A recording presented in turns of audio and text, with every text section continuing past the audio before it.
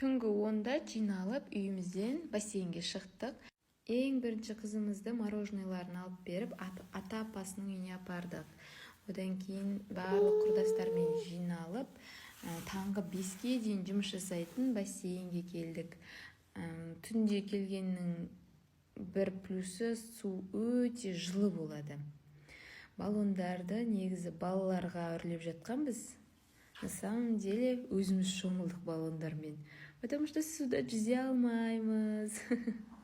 Бойы кіші болғанның бір минусы, даже аяғыңның ұшымен әрең жүресің ғой судың ішінде. 4 отбасы болып барлығымыз жиналып бардық. Мына жақта прям өзіміз күшті секіріп жатқан сияқтымыз. Ал видеодан көрсең, бір как будто кішкентай балалардың секіріп жатқан сияқты екен.